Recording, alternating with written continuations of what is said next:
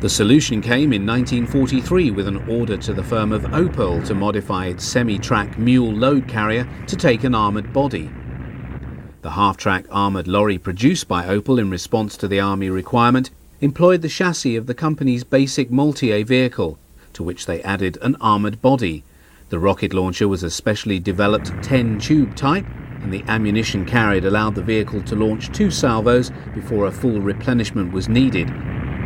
These were obtained from resupply Multi-As. Opel manufactured 300 of the Panzerwerfers and 289 resupply vehicles. A deployed battery of 8 Panzerwerfers could launch 80 rockets in 20 seconds.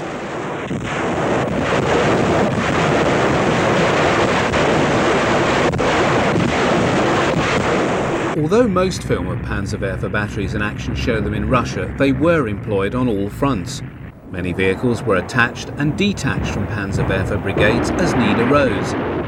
The ability of the Panzerwerfer batteries to travel with armoured formations and be employed alongside self-propelled artillery detachments was especially important from late 1943 onwards, as panzer divisions became fire brigades, rushing from one section of the front to another to deal with Soviet breakthroughs.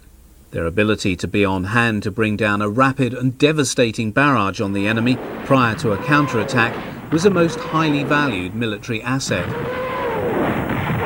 Forerunner of the Panzerwerfer was the 251 half-track, fitted out to carry 6 of the larger 280 or 320mm rockets in wooden or metal frames, attached to movable base plates on the sides of the vehicle.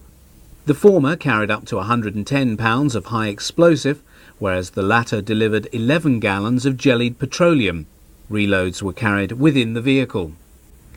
In operation they functioned much as Panzerwerfers, excepting for the less effective method of firing and lower number of rockets launched.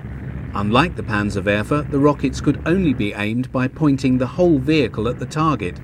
Only the angle of the launcher frame could be changed. In other respects, the spectacle and sound was as for the same. These are late model 251Ds operating on the German-Dutch border late in 1944.